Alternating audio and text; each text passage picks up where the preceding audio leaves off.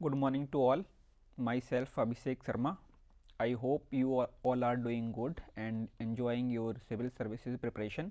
तो कल हमने अपनी पहली वीडियो डाली थी and I want to thank you all the people because you have shown a great interest in that video which motivated me to create this new video. Okay और ऐसे ही आप लोग अपना साथ देते रहिएगा और हम नई नई वीडियोस लेके आते रहेंगे जो कि हेल्पफुल होंगी आपकी सिविल सर्विसेज की प्रिपरेशन में। तो उसी कड़ी में आज मैं एक वीडियो लेके आ रहा हूँ। I want to give 5 pieces of advice to all the students who are preparing for civil services especially, but it is not limited to civil services students. बाकी लोग भी हैं, वो भी इनको अगर अपनी लाइफ में इम्प्लीमेंट करेंगे तो ये बहुत ज़्यादा हेल्पफुल होगा, क्योंकि it is based on my own personality test, means my own UPSC civil services examination interview. ठीक है, और ये पर्सनैलिटी के ही रिगार्डिंग है, तो ये सारे लोगों पे एप्लीकेबल होती है। तो I will hardly take 10 to 12 minutes और प्लीज़ बने रहिएगा लास्ट तक। देखो, ये जो एडवाइजेज हैं, जैसे मैंने बताया कि सिर्फ स्टूडेंट्स के लिए ही नहीं है, क्योंकि पर्सनैलिटी एक ऐसी चीज़ होती है जो अगर we have a good personality तो वो हमारे किसी भी फील्ड में चाहे हम हो वहाँ पे हमारी हेल्प करेगी। और since I am giving mentorship for civil services students, तो ये सिविल सर्विसेज स्टूडेंट के लिए ज़्यादा प्रभावी होगा। तो ये 5 चीज़ें हैं जिनके बारे में हम डिस्कस करने वाले हैं कि mistake by students do preparing for the UPSC examination specially for personality test. उसके बाद how to read newspaper and books, कैसे हम पढ़ते हैं और कैसे एक्चुअली पढ़नी चाहिए। तीसरा कि हमको थिंक कैसे करना है किसी भी चीज़ को लेके, किसी भी इशू को लेके। और चौथा है कि कैसे आंसर करना है किसी भी क्वेश्चन को। And fifth regarding the confidence, कि कैसे हमें कॉन्फिडेंस अपना हाई रखना है। तो आइए एक एक करके बात करते हैं इन सारी 5 चीज़ों पे। तो पहला है कि main mistake regarding preparation for the personality test.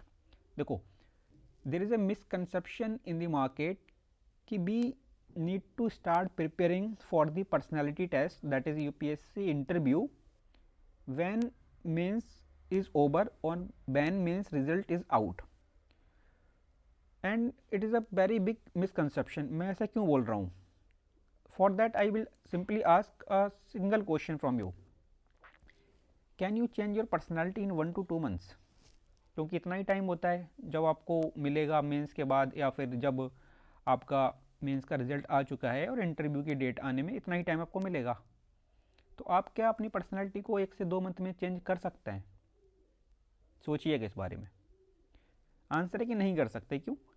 क्योंकि आपने अपनी पर्सनालिटी को 20 से 25 साल के अपने एक्सपीरियंस बेसिस पे, आपके ऑब्जर्वेशंस के बेसिस पे, आपकी अपब्रिंगिंग के बेसिस पे बनाया है।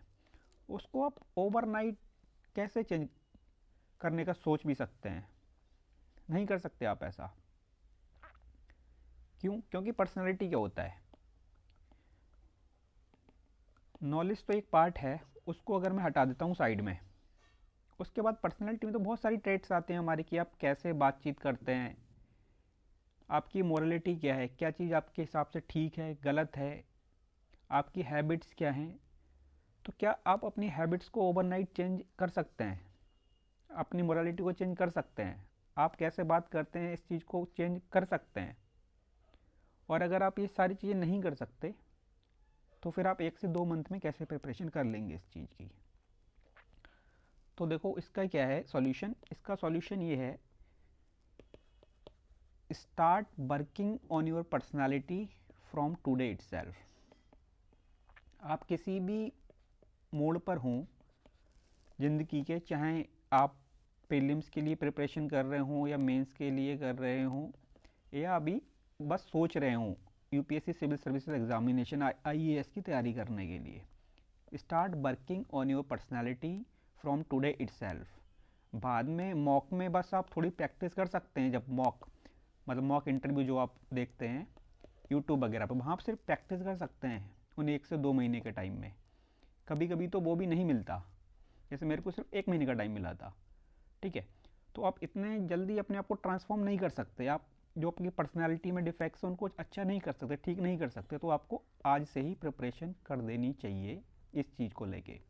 आगे हम बात करेंगे कि किन किन एरियाज़ पे आपको वर्क करना है, जैसे कि और कैसे करके करना है। ठीक है, मैं बहुत शॉर्ट में बताऊंगा इन चीज़ों को। तो आते हैं हमारे नेक्स्ट पे टॉपिक पे, जैसे टॉपिक नंबर 2 एंड 3 कि how to read books and newspapers and how to think. अभी प्रॉब्लम क्या है कि हम मोस्टली जो स्टूडेंट्स जो बुक्स को रीड करते हैं, न्यूज़पेपर को रीड करते हैं, उनमें एक बहुत फंडामेंटल डिफेक्ट है हमारा। और वो फंडामेंटल डिफेक्ट क्या है? We are just collecting information, you are just collecting information. अब सिर्फ इंफॉर्मेशन से आप इंटरव्यू में कुछ नहीं कर सकते, because information will give you knowledge, और नॉलेज तो वो आपकी प्रीलिम्स और मेंस में टेस्ट कर लेंगे, फिर इंटरव्यू क्यों है?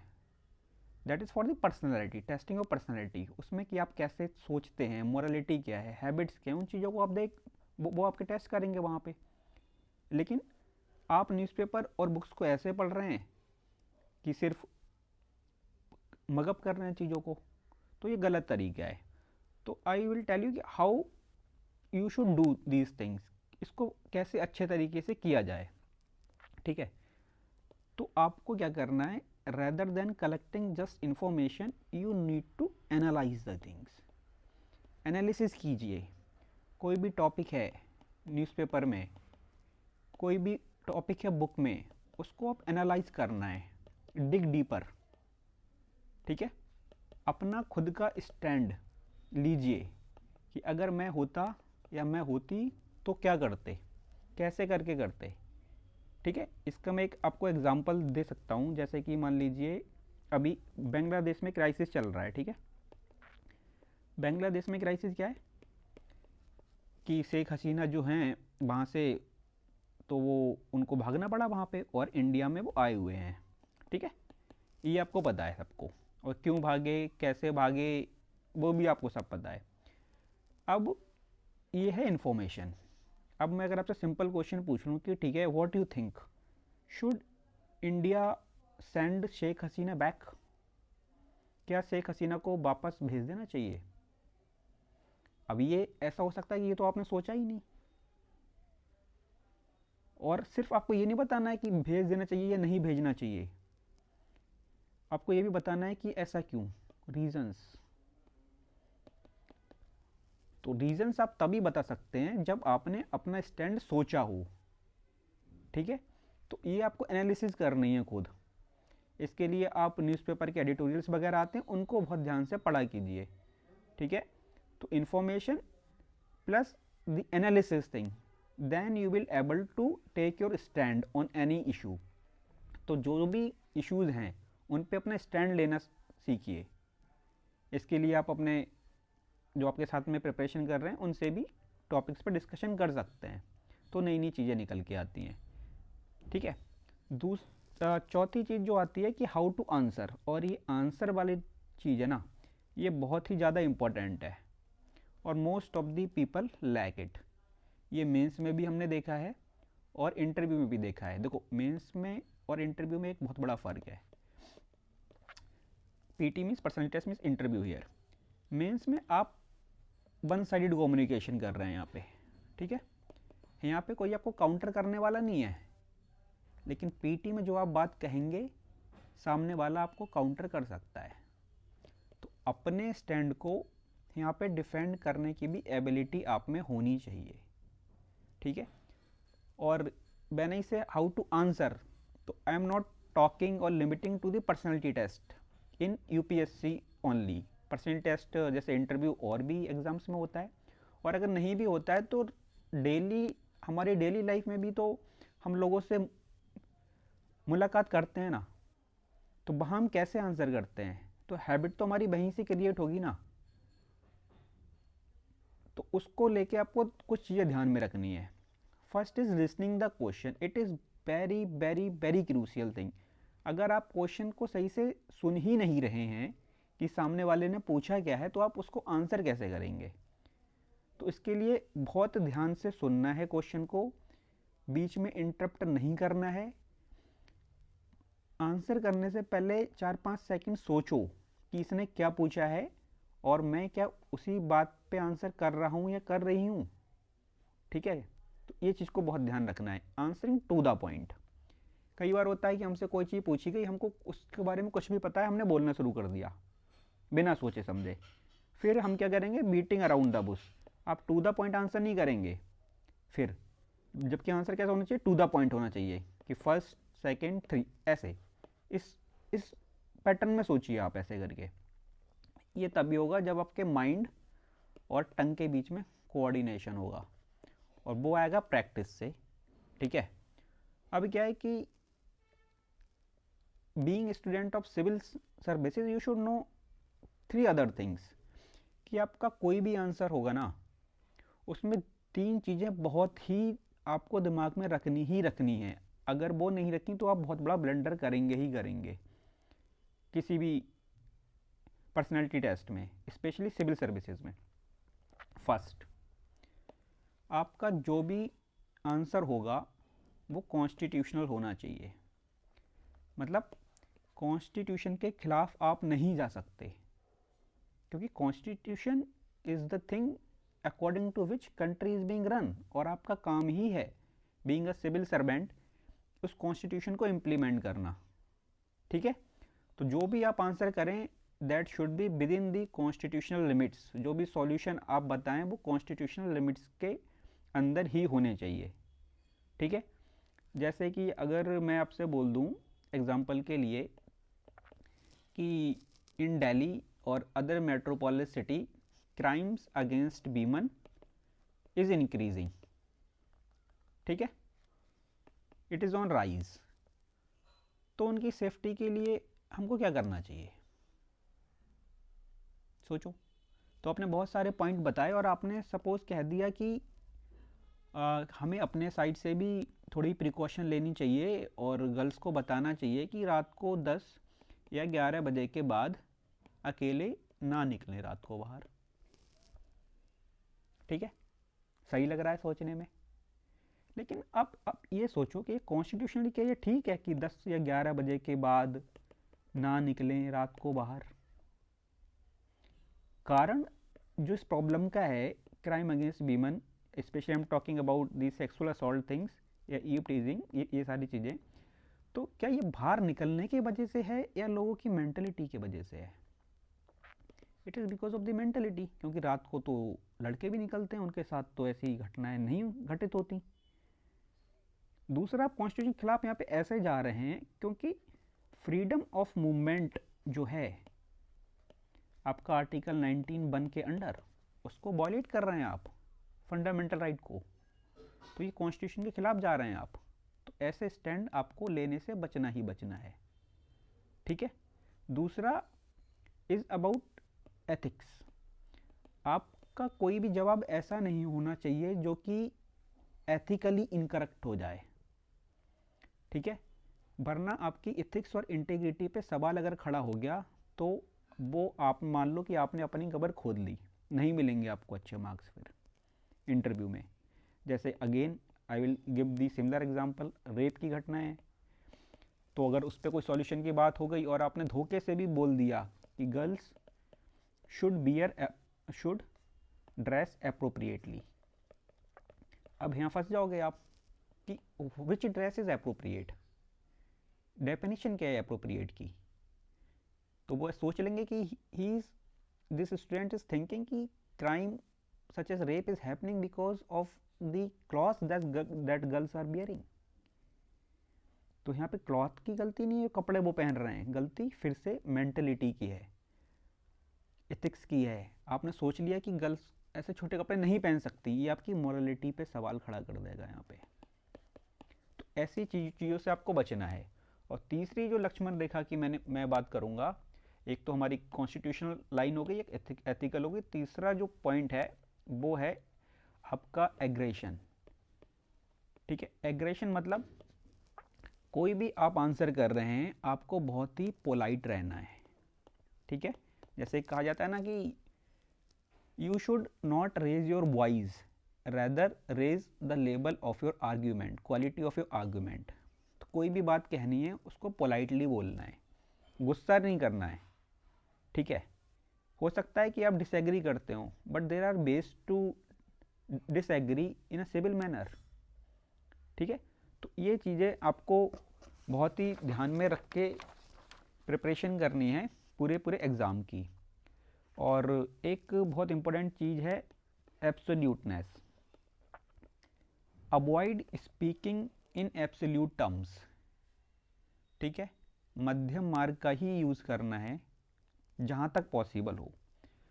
लेकिन एक कैच है यहाँ पे, कैच ये है कि हमेशा आप मध्यम मार्ग का यूज़ नहीं कर सकते, ना लाइफ में ना कहीं और। कई बार चीज़ें ऐसी होती हैं जब आपको क्लियर स्टैंड लेना ही पड़ेगा। जैसे कि अगर मान लो उन्होंने कहा कि corruption greases the wheel of system, की करप्शन से क्या होता है कि हमारा काम कभी जल्दी हो जाता है कि पैसे दिए और फाइल जल्दी से पास हो गई। तो क्या क्या लगता है आपको, ये तो बहुत अच्छी बात है। फिर करप्शन तो ठीक है, एक तरीके से आपने कह दिया हाँ हाँ सर, बात तो ठीक है, सही कह रहे हो आप कि पैसे से जल्दी काम हो जाता है, तो ये एक करप्शन के बेनिफिट भी है कि corruption is greasing the wheel of system. और आपने कह दिया कि सर एकदम ईमानदार रहना भी ठीक नहीं है, क्योंकि दाल में नमक बराबर तो करप्शन होना चाहिए। तो ये आपकी इंटीग्रिटी पे सवाल उठा देगा। इन चीज़ों से बिल्कुल ही बचना है, ऐसी बातें बोलनी ही नहीं है, क्योंकि it is proven thing, it is accepted thing. Illegally आप बात कर रहे हो हाँ यहाँ पे आप, तो आप ऐसी चीज़ों पे क्लियर स्टैंड ही लेना पड़ेगा। यहाँ पे मध्यम मार्ग काम नहीं करेगा आपका, तो बोलना पड़ेगा no no, corruption is absolute no for the corruption, ठीक है। ऐसी चीज़ों को आपको ध्यान में रखना है। बाकी चीज़ें मध्यम मार्ग की कोई भी बात वो कह रहे हैं तो उसको दोनों डायमेंशंस को सोचो और उसके बाद स्टैंड लेने की कोशिश करो, ये है। और लास्ट बात जो मैं बोलूँगा, उससे पहले मैं एक बात बोलूँगा कि अगर आप लोगों को वीडियो पसंद आ रहा हो तो प्लीज़ चैनल को सब्सक्राइब कीजिएगा और कमेंट सेक्शन में बताइएगा कि आप अगली वीडियो किस चीज़ पे चाहते हैं। लास्ट जो पॉइंट है वो है कॉन्फिडेंस। देखो, अगर कॉन्फिडेंस आपके अंदर है तो मान लो कि आपने आधा बैटल जीत लिया, क्योंकि वो आपके पास सिर्फ 30 मिनट हैं जो आपका इंटरव्यू वहाँ पे चलेगा, and they are judging you in those 30 minutes only. और वो आप अपने आप, and you have to sell yourself there, ठीक है। कैसे वो जज करेंगे आपको? आपके सामने आपका जो जवाब दे रहे हो उससे आप वो जज करेंगे वो आपकी पर्सनैलिटी को। उन्होंने तो आपकी पूरी 30-40 वो 20-25 साल की जर्नी नहीं देखी है ना। हालांकि है उनके पास आपका डैफ, उसमें है आपकी एजुकेशन, पर एजुकेशन की तो बात ही नहीं है यहाँ पे। यहाँ तो बात हो रही है आपकी पर्सनैलिटी की, अदर देन दी नॉलेज थिंग। तो आपको वहाँ पे सेल करना है, और आप अपने आप को सेल तभी कर सकते हैं जब आप कॉन्फिडेंट होंगे। क्यों? क्योंकि अगर आप कॉन्फिडेंट नहीं होंगे तो आप वो बात वहाँ पे सही से कह ही नहीं सकते जो आप बोलना चाह रहे हैं। फिर आप मतलब वही बात हो जाएगी, कर्म करने गए और कांड हो के आ गया। बोलना कुछ चाहते थे और कहे कुछ आए, ठीक है। एंड यू नो कि you never get second chance to make your first impression. तो ये तभी हो पाएगा जब आप पहले से इसकी अच्छे तरीके से प्रिपरेशन करके जाएंगे। प्रिपरेशन एकदम स्टार्टिंग से ही शुरू कर देंगे और लास्ट के 1 या 2 महीने के लिए नहीं वेट करेंगे कि तब होगा उसके बाद मॉक देंगे। मॉक वगैरह तो देते रहोगे, मॉक इज़ फॉर प्रैक्टिस, ठीक है। लेकिन ये प्रिपरेशन आपकी आज से ही शुरू हो जानी चाहिए। तो वहाँ पे वो आपका प्रेशर मैनेजमेंट देखेंगे। और प्रेशर मैनेजमेंट का क्या है कि आप प्रेशर में काम कर सकते हैं या नहीं। तो pressure handling test they can do through their questions. तो इन सारी चीज़ों पे आपको पहले से ही काम करना है। तो वो कैसे करेंगे? आप कैसे कर सकते हैं? अपने पैटर्न को समझिए कि कब मैं प्रेशर फील करता हूँ या करती हूँ, और जब मैं प्रेशर को फील करती हूँ तो मैं कैसे करके रिएक्ट करती हूँ, कि ये ठीक है या नहीं है, उसके लिए मेरे को कैसे काम करना चाहिए। तो उसको आपको इन सारी चीज़ों को सोचनी, मतलब ये इन सारी चीज़ों को बारे में सोचना पड़ेगा। और कॉन्फिडेंस आता है काफ़ी सारी चीज़ों से। एक नॉलेज, अगर आपके पास अच्छी नॉलेज है तो आप वैसे ही कॉन्फिडेंट रहेंगे, yes I know the things, I have prepared for the PT. तो एक कॉन्फिडेंस आपके पास पहले से ही रहेगा in comparison to other students जो कि लास्ट मोमेंट पे प्रैक्टिस कर रहे हैं।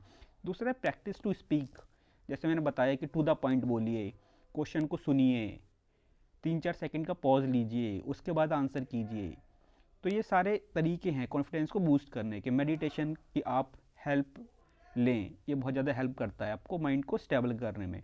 उसके बाद अच्छी किताबें पढ़ें, ठीक है। अच्छी किताबें, अच्छा जब इनपुट होगा आपके दिमाग में तो सिंपल है, अच्छा आउटपुट होगा, वरना वही होगा कि कचड़ा इन कचड़ा आउट। ठीक है, इन चीज़ों से बचें, और ये जो शॉर्ट्स रील्स वगैरह ये ऐसी चीज़ों से बचें। अच्छी किताबें पढ़िए, और सबसे अच्छी बात फ्रेंड्स, कहा जाता है ना कि you will be average of what 5 people are around you. तो आपके अगर दोस्त अच्छे हैं तो आप अच्छे व्यक्ति बनेंगे, वरना शायद उसी लेवल पर रह जाएंगे जो 5 लोग आपके चारों तरफ हैं। तो अच्छा सर्कल डेवलप कीजिए। ठीक है, तो ये सारी चीज़ थी, और thank you for joining us. और अगर आप मुझसे जुड़ना चाहते हैं तो उसका लिंक मैं नीचे आप कमेंट सेक्शन में डाल दूंगा, और इस वीडियो के डिस्क्रिप्शन में भी डाल दूंगा। Thank you for being with us. All the best.